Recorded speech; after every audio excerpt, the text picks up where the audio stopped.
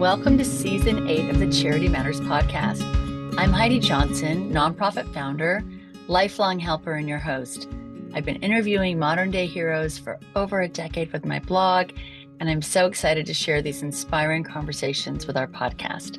Join me as we learn the challenges and stories of innovators, entrepreneurs, and modern-day heroes who set out to solve the problems of humanity.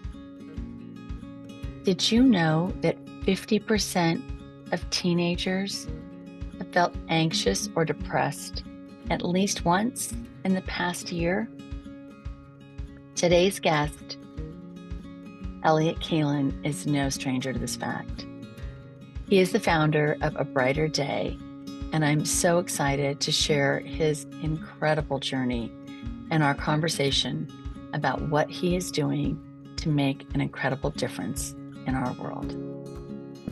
I'm so excited to have Elliot Kallen of A Brighter Day joining us today. Welcome, Elliot. Thank you for being here. Great to be here. Thanks for having me. We are so excited, and I cannot wait for our audience to really learn about the really important and very incredible work that you guys are doing in A Brighter Day. So why don't we just jump right in, and why don't you tell us what you do at A Brighter Day? Great. Thank you for having me. It's great to be here. What we do is we create resources for teens and their families on stress and depression with the goal of stopping teen suicide. That is beautiful and needed, and sadly something that seems to be happening more and more instead of less. So we're going to dive into teen suicide, and we're going to dive into how you started everything. But before that, I'm always really fascinated people's kind of backstory with philanthropy, service. Did you grow up in a family that was kind of always giving back? Did you live in a community? Were you always that way? Give me a little insight of early Elliot before you became a nonprofit founder. That's great. And I've been an entrepreneur my whole life. So I've started Right. 4 companies and 1 charity here in my life. And it's a company, And so I'm CEO of 3 entities right now. But I grew up at Wow. home, very middle class in New Jersey. But they were very community minded. We were active members in a local synagogue. We gave money. My dad never made more than 40,000. My mom was your typical 1960s, 70s stay-at-home mom. But we gave back, and she remembered her dad, who was the librarian in Vienna, who probably made $5 a week during the Great Depression. But every week he would take his change out of his pockets, and that's what would get donated each week. Beautiful. So we always heard about giving back. Most of the time we had to work with cousins who owned a small store but couldn't afford their people, and we'd have to come in and make bicycle or sold toys or work the grill of a hamburger place or something like that. And it was Right. standard procedure to give back to family or give back to cousins around the world. Right. Well, I mean, innately as humans, we're helpers. It's innately in us, and somewhere along the line, it gets kind of squashed down. So I'm always fascinated because it perks back up and it shows back up in a really big way when we start a business that serves other people, which you've done with A Brighter Day. And obviously you're an entrepreneur, which gives you a huge advantage as a nonprofit founder. I think it's fascinating. People, when they think of nonprofits, they don't think of them as businesses, number one. 2, they don't think of nonprofit founders as entrepreneurs. And we are absolutely entrepreneurs, all of us that have started nonprofits, but we're working with a really challenging business model. I'm going to be curious to hear a little bit more about your thoughts on that when we get to it. But most of the people I've interviewed, hundreds of nonprofit founders in the past 15 years, and most people there's a moment that happens that triggers them to change directions to create this organization. And then there's a moment when they know they have to do something. And sometimes it's the same moment, and sometimes it's 2 moments. So why don't you talk us through, because you didn't just wake up and say, I'm going to start a teen suicide organization. Something has to happen. So why don't you walk us through a little bit about your story and your journey and how you ended up starting this incredible organization? Absolutely. And thanks again for the ask, because it's a sad story that and never has a happy ending. But 11 years ago, my 19-year-old son, who was Jake, who was a sophomore at the University of Montana, in the early wee hours of a Friday morning, walked up to the highway, no drugs and no alcohol, and jumped in front of an oncoming truck and took his life. Oh, And we were frantically looking for him all day Friday because his phone was turned off. And no teenager turns off their phone. no. At 6:30 at night, Federal Express showed up with a 6-page suicide note. And that's how we found out he was dead. Oh, We started to call around to see if he just what it was, but he was a John Doe, and then he wasn't a John Doe. And so oh, in that suicide note to us, and in teenage suicide notes, there's a lot of rambling that goes on. We learn that's just what happens. But in the right. first major paragraph, the longest paragraph there, he said, "Mom and Dad, I've been thinking about this for a long time. I never would have told you how I felt. I never would have asked for your help. And I never would have taken your help." His Wow. own way, he was trying to let us off the hook, but that just wasn't going to happen. Right. But And wow. yeah, so we flew up. His mom and I flew up the next morning to Spokane, Washington, and then drove over to Missoula. Um, and he was in a funeral home, still unclaimed. So we had to claim his body. It was on dry ice. And if you know the human body and a truck, they don't really go well together. And No. horrible scene. My mother was hit by a bus, so So, you know, I know. it's a Yeah. horrible scene. It's a horror movie scene. Right. And so the school did a good job with helping us. His hockey team did a very good job with helping us. The coach did. And on the way home from Montana on Southwest Airlines with his body under the plane, I kept reading that paragraph over and over. And I turned to his mother and I said, "We have to do something to stop this devastation and destruction from happening to other families. It's Right. just who we are." And Right. she said, "I can't do it. You're on your own." And I said, "Okay." So I decided with my wife that we would start a nonprofit charity to work on this. And originally it was going to be music based. And we would bring bands, adult bands, and we would bring kids into these auditoriums and then bring resources. And Right. we could go out there. But when we met with a series of local bands, Rolling Stone cover bands and Beatles cover bands and Neil Diamond cover bands, and Right. they said, "You're doing it the wrong way, Elliot. First, you need kids' music and not our music. Next, you need no adults in the room, because any adults out there will keep a teen from going and asking for help. Right. And thirdly, those resources have to be teen friendly, really teen friendly. Right. Most are not. Most Right. suicide and depression resources are adult friendly and don't address the growing teen mind."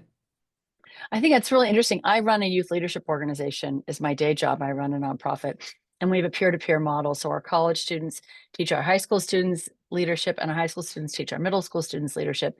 And it's a 43-year-old nonprofit that I did not start. And we talk so much about the messenger. And I go to schools all the time and I tell schools, you guys can stand up all day with your PowerPoint, but if you're not speaking the language of TikTok, social media, the same music, the same culture, the same slang, the language that you and I do not speak, that is a generational language. We speak Neil Diamond and Rolling Stones, but we don't speak, whatever it is, the newest thing. Um, Mhm. Sometimes the message isn't delivered, right? Sometimes they need that peer delivery to hear it. And it's just I think it's just a part of the teenage brain. I can't explain it, but I know in our model, we've been doing it for 40 years and it works when the messenger is a slightly older peer. Well, you're 100% correct on that. Um, and still, the organizations that talk about mental health still talk almost at the adult level when they're trying to get teens to understand them, and it doesn't really work. It just Right. doesn't. And So go ahead. that's why I said we didn't want to be a broad mental health organization, because that talks in adult terms. We wanted to focus on depression and anxiety and suicide, because teens understand depression and anxiety all the time, because Right. in a recent survey that was done across America, it's almost 50% the number of teens that have said they have felt in the last 12 months anxious or depressed. and at least thoughts about suicide once. Wow. Now, they may not think Wow. about suicide in a serious terms, but if you think about a box for a moment that a teen's going through, a six-sided box, which is four walls up top and a bottom, and it's rarely blue sky on all six sides for a teen anyway. Right. Their lives are in constant turmoil and emotional distress and emotional Correct. upheaval. But if They're they not easy years. no, and if they start getting all black on all the walls, it's all negative, then I think what happens is at some point teens go through the period of saying, well, this really is horrible. I won't say the word I want to say. Right. Yesterday was just as bad. Tomorrow's going to be even worse. Nobody's going to miss me anyway. And that's suicide. Right. That's the moment of that. What's the difference? And the brain gets on a loop, right? The brain gets on a looping tape, to date us, since we remember what those were, um, a cassette, where it plays over and over. And you can see how it can get stuck on a loop like that. I mean, you can see that that can happen. And it's overwhelming, and the loss of a child, but I still think about that you knew that moment, like you knew within 24 hours you had already made that decision, is really amazing to me, because um that isn't always the case, because grief is so, I mean, grief of a child is one thing. It's a whole next level of grief. It's so overwhelming.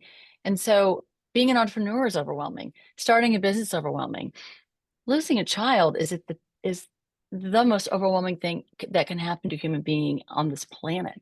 So you're starting a nonprofit, you're grieving, you run three other companies, Elliot. I mean, I want to say, what were you thinking? But but I mean, like, what were some of those challenges? How did you navigate? And was it just something that just helped you through your grief as you were doing it? But I'd love to hear about some of the challenges as you were starting. Yeah, I don't want to discount the cathartic experience that starting a nonprofit and talking about this does, because there were plenty of moments, especially that first year, that I would tell the story of Jake that I just told earlier, Right. and I could not keep the tears back. Of And then course not. people would share with me their stories. It's amazing how many people shared their stories of their uncle, their aunt, their father, their cousin, their Right. sibling, and we would cry together. I have tissues over my left shoulder here, and I would just hand them out. And if you start crying in my office for the first year or two, I'd have tears in my eyes. You can't Right. help that. And even today, every now and then, I have to go to the cemetery and just kind of, the view doesn't change, the conversation doesn't change, but it grounds me, it rights me, Right. and I Right. need to do that all the time, and talk to him and wherever he is, and so forth. Is he's here, and he Wherever it is. knows this. Jake's here. I mean, at least I believe that, but that's a whole other Oprah. That's Yeah, a whole and other, I'm, I'm I'm not going with to go you. down my I'm not going I'm to go with down you. my Dharma woo woo thing, but anyone who's lost someone they love knows we get signs that we're going in the right I direction. don't, And part of I don't believe the deer in the walking across the cemetery grass while I'm there is Jake. I don't go uh, that far, but I yeah, do believe that he's a speck of light or something like that. Part of me believes he's a speck of light. If there is, I think, something called heaven, he's that, not an R figure, but he's a speck of light or a speck of energy, right, whatever that is. Part of me believes that they're in reincarnation, a little bit of Eastern thought, and maybe the moment he died, he was born in Chicago. And maybe that happened. I couldn't answer that. Part of me hopes that his universal lot in life is not to die every 19 years. I hope that would not be his lot in life. That would be pretty awful right. on that. But I don't want to believe it ended, because for me to have a conversation with Jake at the cemetery and with God at the cemetery, not to get overly religious and No, anybody, please. the plaque on the ground, it's a placard, not a tombstone, is at the head of his grave. I have to stand on the coffin, the grave, to stand in front of the plaque, and that's my spot in front of the Right, words, and then look up and look out. And I don't want to look in clouds and imagine that's his face, because I think that's some human trait we have from Hollywood, and I just don't want to right. incur that. But I hope he's listening. I hope he's listening. Uh, and there's not much I can do if he's not or is. Either way, There's nothing we can do. yeah. But I from someone who also I had a loss and ended up starting a nonprofit that provided chaplains of all faiths at Children's Hospital after my parents' accident. And what happened for me was more starting this nonprofit, not knowing what I was doing, starting this business that, that relies on the kindness of others, which is an innately flawed business model. But doors kept happening. You could call them coincidences, you can call them whatever you want to call them. But unexpected, crazy things kept happening that kept pointing me in this path that you could not explain. And, an example, I was throwing a Field of Dreams benefit for a fundraiser, and I'm in the market and talking to this gal, and she said, "Oh, Heidi, I hear you're doing this fundraiser, and how can I help?" And I said, "Oh, well, why don't you come? That'd be great." She's, "Well, do you want Kevin to help?" I said, "Kevin who?" She's like, "Well, Kevin Costner. I'm his assistant. You're doing a Field of Dreams. Would you want Kevin Costner there?" And I was like, "Oh, yeah, Yeah. that'd be great. That'd be great." Like things like that you can't, but I mean, it kept happening and happening and happening. And to me, some of those signs, I don't know how that works or but there's no explanation. And there were so many of them. So, but talk to me about the challenges of having started, and I love your perspective because you've started 3 other businesses. And I'd love your perspective on starting a business with a regular financial model that you have a product or a service that you sell that someone pays for versus starting a business that relies on the kindness of others and inviting them to join your mission to help people. It's So there, very different. It's it's very similar but different. different, right? I've, So I'd love I've to hear. started, like I said, I've started multiple businesses and I've sold 2 of them. So I get the circle of life, so to speak, of businesses. So starting a business is, like you said, product or services, cash flow. Probably Right, biggest things are cash flow, people's problems, sometimes lawsuit problems, sometimes inventory problems, things like that. right, Your nonprofit is different. You still have people problems because if you're going to hire people, you're going to have challenges there. There's correct, no way around. People are quirky and we have personalities that don't always mesh. That's how right, life is. right, Um, but you do have to constantly tell the story and you have to figure out a way to pull on heartstrings because like your nonprofit and my nonprofit, they're heartstring pulls. right. The hard part that I have found is not my ability to tell the story. It's who can I tell the story to? How do you fill the room or fill seats Hmm. or fill the Hmm. internet or fill social Right. media with? And so the greatest challenge is how do I get an audience going is the first greatest challenge. But the second greatest challenge is every charity is regional until it's either out of business or national. And I Right. understood that going in. So I'm former president of the Boys and Girls Clubs. I'm former president or former board member of the American Cancer Society. I get the fact that these are national charities that have gotten beyond the regional world before I joined them to Right. become national. Our charity, A Brighter Day, or at a brighterday.info, is still exceptionally regional, even though we're in all 50 states with programs, multiple programs, and people using our programs in all 50 states. When it comes to fundraising, we are really very regionalized. Right. And if you're regional in a charity, you're always hand to mouth. And that Yep. means everybody's dependent on you. You better write a Right. good check. You better be the leader. And you better make sure that you have something to offer that you could translate into a good universal language. The And national charities, which we're not at, and I wish we were, but we're not.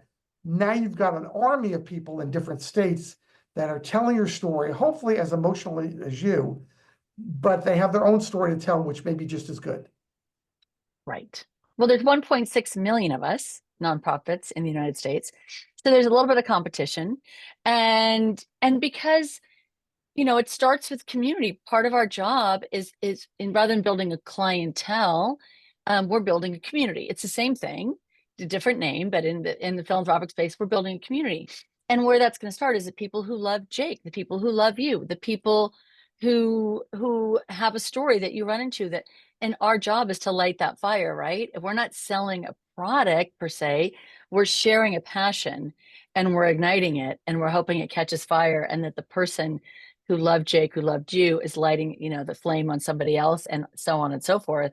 And that's how we magnify, our value. That's how we do it. It's a little bit different though, right? It's a little It, bit different model. it is, but I know when I look at the future of the charity, because I'm a businessman with a businessman hat. I know that, you know, the sustainability of your charity will depend on it existing without you. Correct. And I don't want to wake up. I don't, You're way ahead of 99% of them, Elliot. I got to thank tell you you. that because But founder syndrome and for the nonprofits is legit. I know it is. And I don't want to die, you know, have a sudden heart attack and die and know the charity died with me. Right. Um, so I'm working hard actually every day with the people around me to say, how do we get sustainable that I could move from being the de facto leader of this organization to being Right. a board member who writes big charities and other people can lead. And it is a Right. real challenge to an organization to move that step. And I haven't done it yet, but I'm having conversations all the time and saying, how do I get this next step in my charity so it doesn't die with me? There's longevity, there's sustainability, there are legs here because the story is great. And I've said Right. there always needs to be a Kallen on the board because it was started with them, but they don't have to be the leaders of the board. They just have to be going to the major events once a year, wherever they live in this country, and showing that this happened because of my sibling, my first cousin, my son, Right. whatever, but it doesn't have to be me. And we're not there yet, but that's the goal.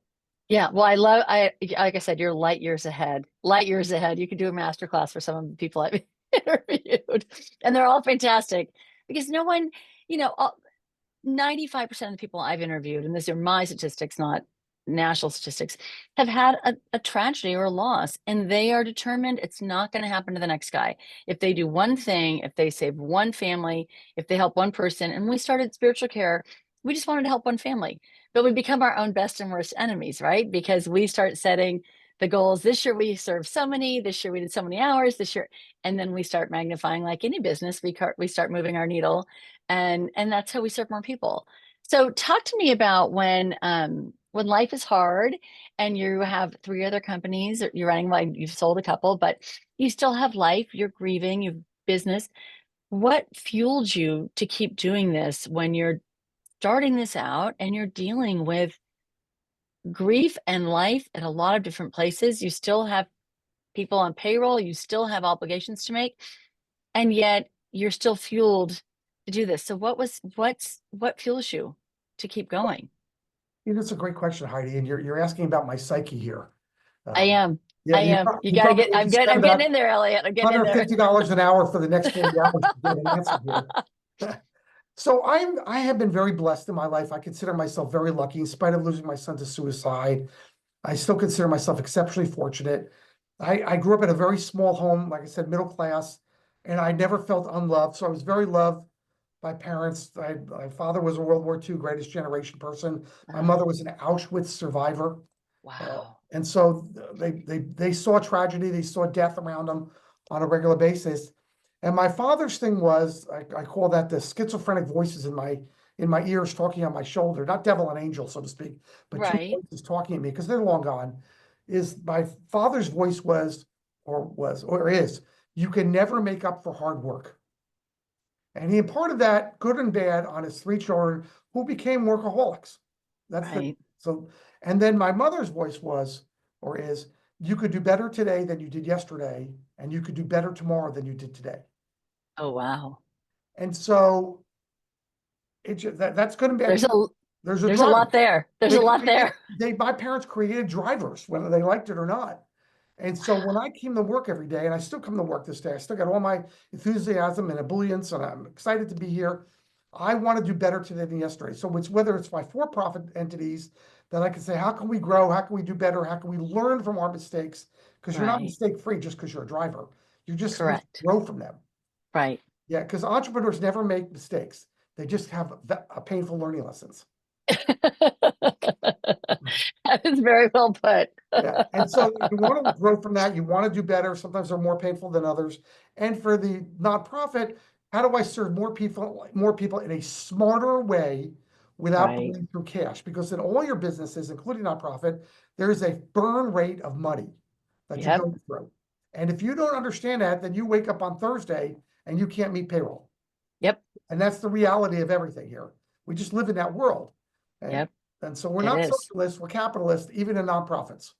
It's totally true. And I think it's just it's so good for people to hear too, because I think people think, oh, it's a charity. They're asking for money. I'm giving them a little money, but oh, I only want to give to this program, or I only want, no one wants to give to operations. No one wants to keep payroll. No one wants to keep lights on. Yeah. Like that's not sexy. I want to support some cool program. I want to honor someone. I want like, oh my dear Lord. It's So silly talk, stuff. Yeah. yeah, it's just one of those frustrating things. Um, when people want to bet on a winning horse. They want to invest in, whether they're investing in a stock market, in a company, or investing, gifting a nonprofit. They want a partner that's going to be successful. They want to know that their money's going to something great that they care about, and as it should. But I think that sometimes the impact, I have a real love hate with the word. And one, because I've written enough grants in my lifetime that I just, how do you I'm measuring leadership. You're trying to measure the impact of your program. Some of the things that we do solving some of the biggest problems of humanity are not necessarily always measurable. And so I'm just curious what success looks like to you, what you think your impact is, and whether it doesn't matter if it's quantitative or qualitative, but I just think that it's important to hear what you think a brighter day's success looks like. So we are touching right now with all of our resources, which are the online resources. We have a ton of them at a brighterday.info. We've got a teen texting crisis hotline that gets 50 to Nice. 150 new teens every single month texting us. Wow. And they're getting an Wow. answer within 5 minutes because teens love to text. They don't want Right. to read. They love to text. And within 5 minutes, they all ask the exact same question, Heidi. And that is, am I the only one feeling this way? Oh. They're so isolated. Then we've Oh. got, we know that if you have a child that's a teen, Heidi, and your teen comes to you and says, Mom, I'm cutting myself, or I'm thinking about hurting myself, you would take some action and try to get them some help right away. Right. But in most towns, and you live in Southern California, so it's not any better there than by me in Northern California, it could take 6 to 10 weeks to get a live appointment with a licensed therapist. We have, And mental health beds in LA, we have 10. We have yeah, 10 it's a joke. beds. Yeah, it's a 10 Kaiser, beds for a it's a city of Kaiser, you have 8 two. million, Yeah, 12 million people or something. yeah. And so we 10. could get you Zoom help with a licensed therapist in all 50 states within 7 days. It's Wow. not as good as sitting in a chair because it's on Zoom, But but it's still, whatever that cost, the charity will pay right. for that counseling for 90 days, which is 12 sessions. We'll Wow. pick up that fee. We'll do Wow. that. And then we do some college scholarships and a lot of outreach with local teen leadership groups here. So we're touching between 3 and 6,000 families in some form every single month. That's a lot. Really? But in the scheme of things, in the big picture of things, there are, roughly speaking, there are 35 million high school students in this country. At the end of this year, 10 million of them will not be high school students anymore, Right. and 10 million new ones will come in. So Right. it's roughly a 35 million number. You can argue that it's 32, 37, but it's a gigantic number one way or the other. And you could argue that urban is different than rural, which is different than suburban, and Right. depression is different than all three of those two. So our resources, if they're touching 3 to 6,000 people every single month, and we think we are a premier organization, we're just looking for better distribution. Right. We are we have microscopic market penetration into the opportunity in front of us. There's my business Right. lingo right there, right? Right. Yeah, no, I understand. I speak business. Yeah. And so therefore, if you're going to We don't need ask to talk me, about EBITDA or anything like that, but you're going to talk to me about the opportunity in front of us to have a true national impact, then we're on our way trotting down to first base. We're right. not even at first base or second base. And We're how many trotting years, to first base. how old is A Brighter Day? How many years have you been doing this? I've been doing this for 9 years. I started 9 years. or 10 years. I started Okay. this shortly after he died, but it took me a little while to ramp it up and do my own market research and meet with high schools and things like that to feel like we're on the right track and what was needed. But in reality, I have to say that the majority of what we do today, COVID made us convert to a far more efficient organization. Because you had no choice. You had to pivot We had no choice. We you had had to no choice. survive. We were Right. doing musical programs at schools, at community centers. We were getting 150 to 400 teens to show up. We were giving out resources, but COVID, you couldn't do that. We tried to do something like that online. It really was not logistically good to do. But all of Right. a sudden, we reinvented ourselves to where we are today. And the market penetration and the acceptance changed completely. So really, That's I have to incredible. say, we're about 4 years old in an 11-year, in a 10-year-old body. Right. Right. Because your program's been going that well, and Zoom did change a lot of, for a lot of us, it really changed.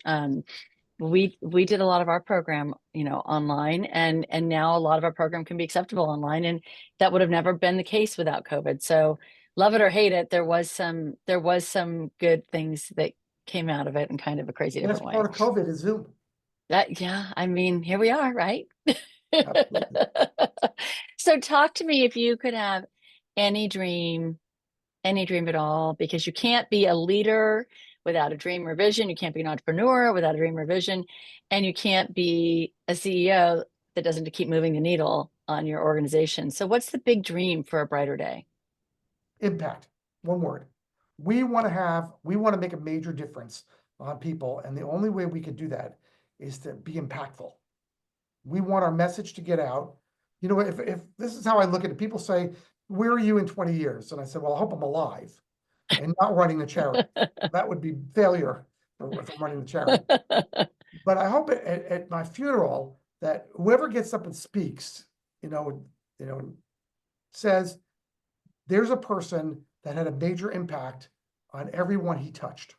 Right, And if we could do that and touch what will become hopefully hundreds of thousands or millions of teens and their families, because it affects their families too.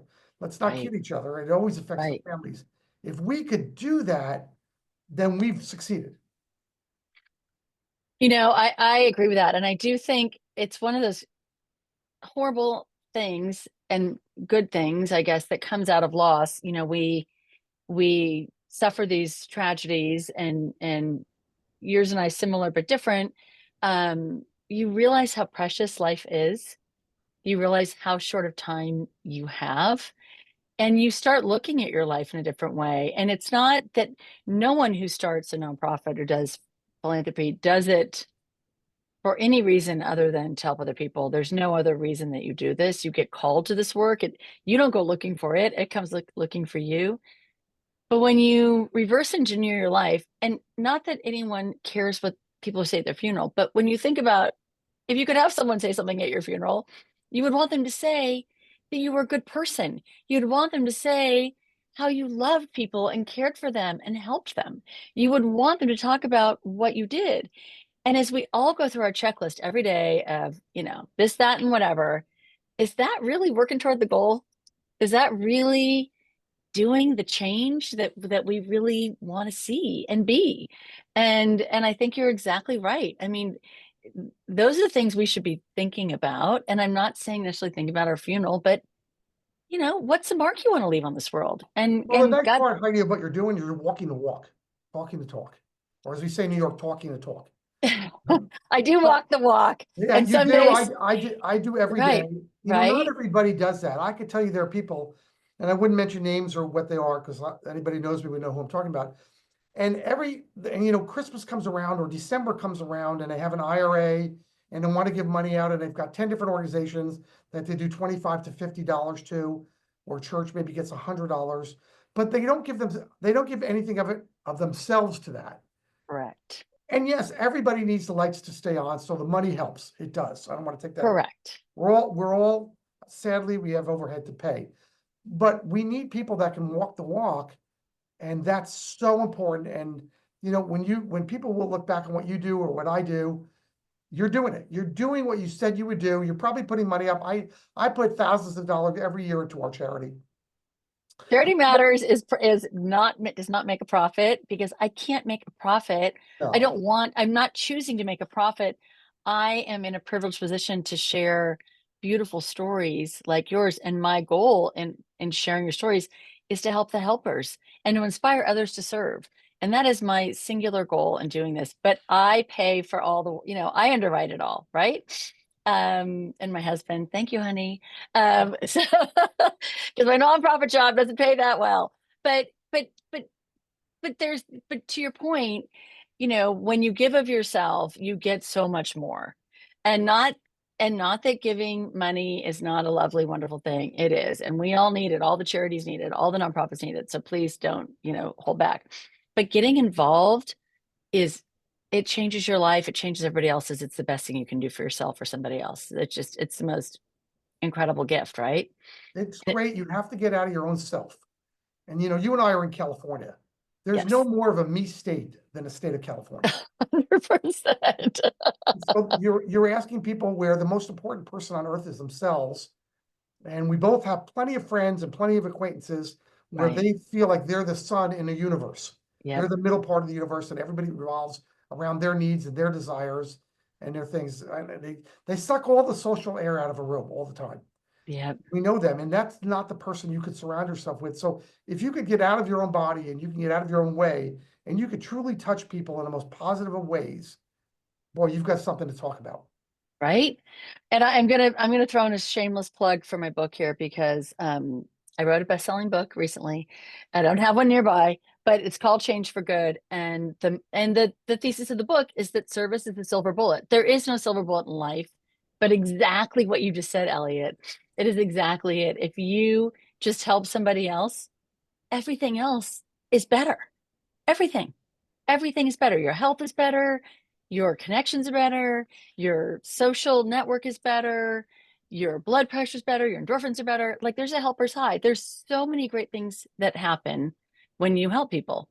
And also, it's an incredible healer for grief and all sorts of other things. Not that we did it for that. It just is a byproduct that you don't see it coming, but somehow it brings purpose to your life and it's such a different level, right?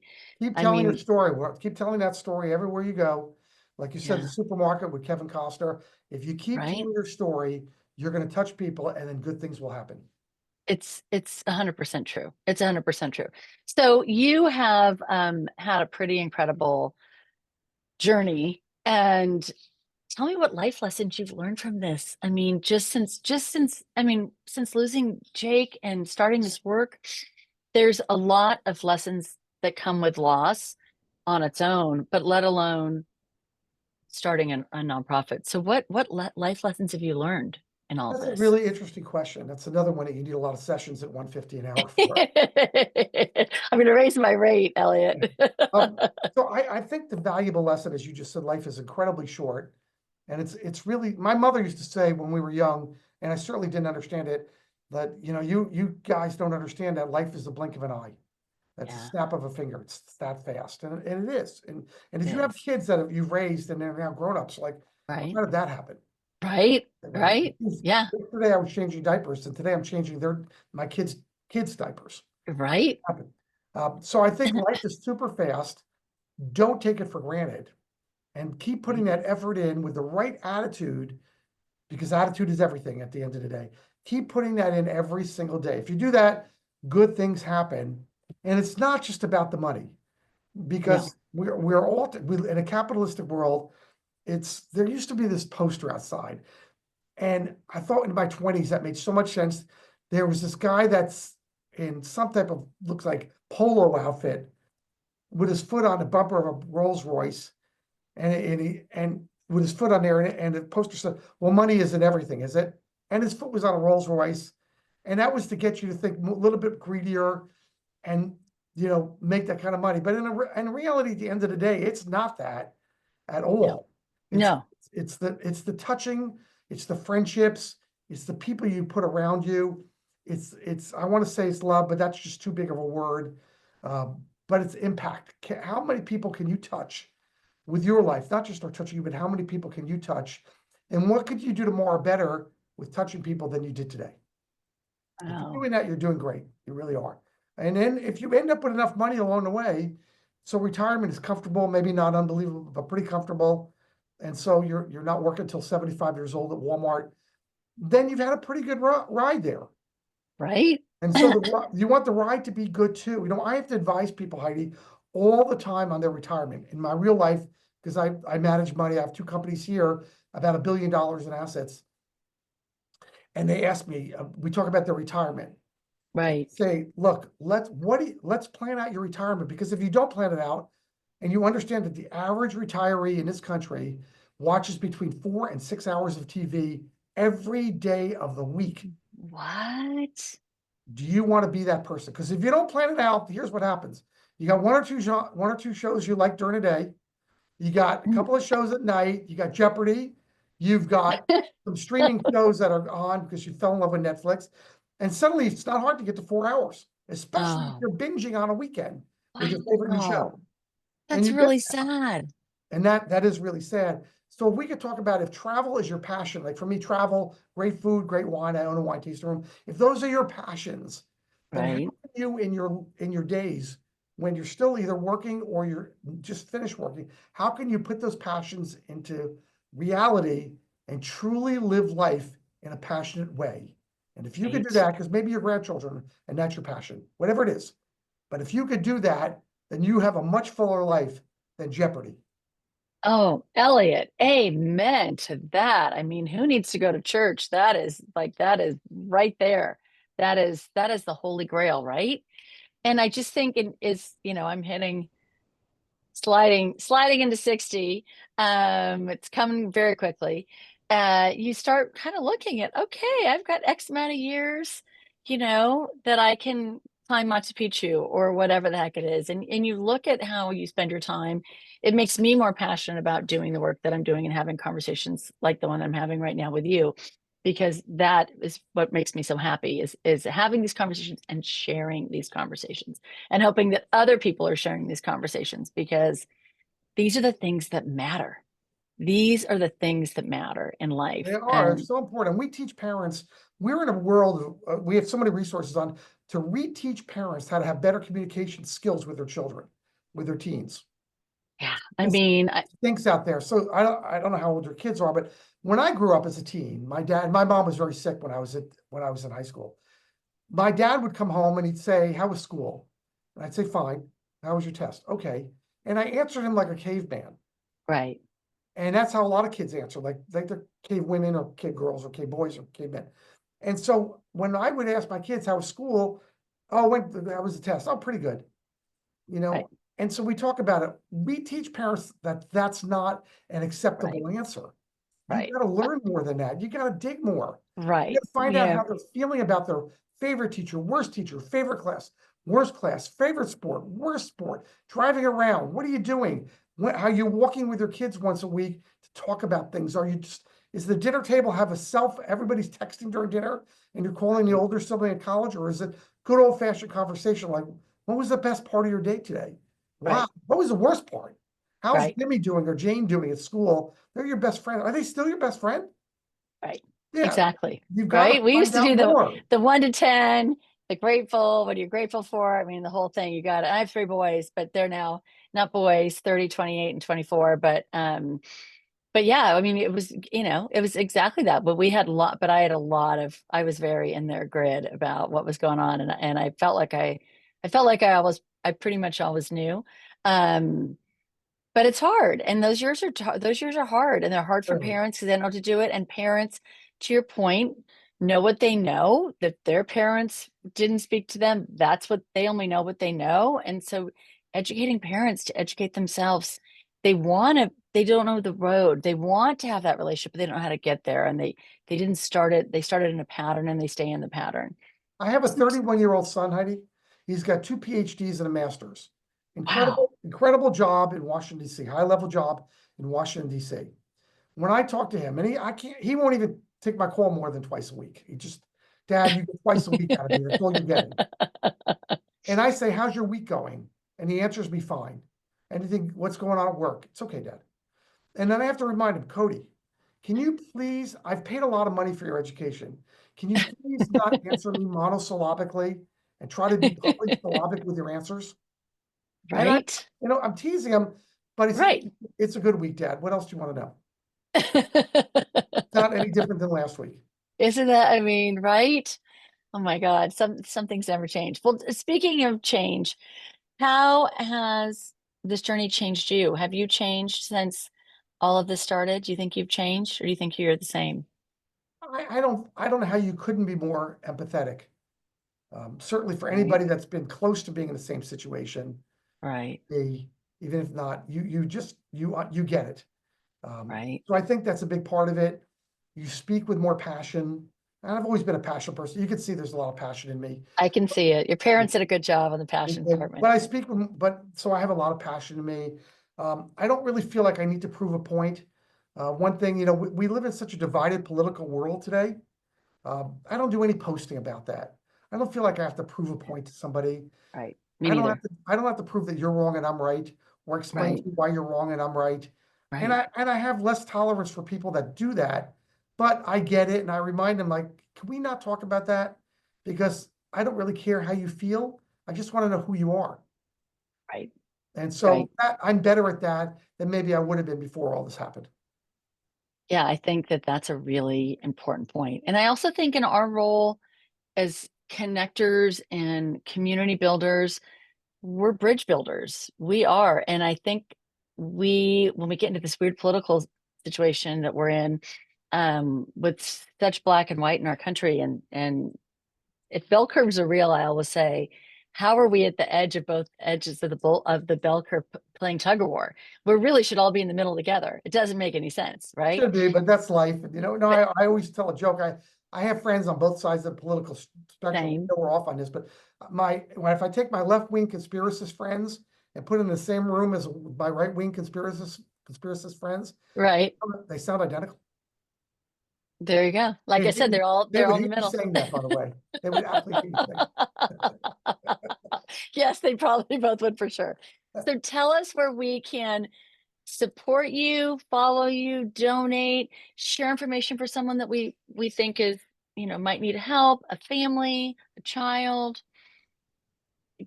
Give us everything, Elliot. Good. So everything is on the website, which is great. It's abrighterday.info. It's a great website. I spend a lot of money on that every month. My email is Elliot, ELLIOT, at abrighterday.info. In my cell, I'm on West Coast time. So for people that are listening, please don't call me at 3 a.m. My West Coast, my cell is 510-206-1103. I get a lot of calls about, can you get my child help? Can you find him an inpatient program? We're really trying hard to satisfy and help out every teen who reaches Wow. out, but usually it's their mom or dad, because they're the gatekeepers, that should be. Right, But they say, right. I don't know what to do with my teen. Can you help me? Wow. Elliot, I have to say, and all of my guests, and I think you're like my 90th guest on the podcast, no one's given their cell phone out. So that's a first. And I think it speaks volumes to who you are. I think it speaks volumes to what you're doing and how passionate you are. And I think it's the most beautiful legacy that you've given Jake. I mean, what a gift. Thank you so What a much. gift. So thank you so much.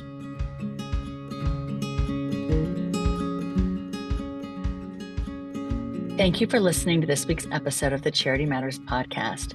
I really enjoyed talking to our guest, Elliot Kallen, about what it takes to start a business that truly changes people's lives. I think his comment about how many people can you impact with your life was so powerful and true. To learn more about modern day heroes like Elliot, or if you'd like to reach out to us, visit us at charity-matters.com or connect with us on Instagram at Charity Matters. If you enjoyed our conversation, we would love it if you shared it with your family and friends. And please don't forget to subscribe and leave a review. But more than that, thank you for caring, for believing in goodness, and for being a part of our movement. You are exactly what the world needs more of. Remember that together, we can make a difference, one small act of kindness at a time. Charity matters. See you next time.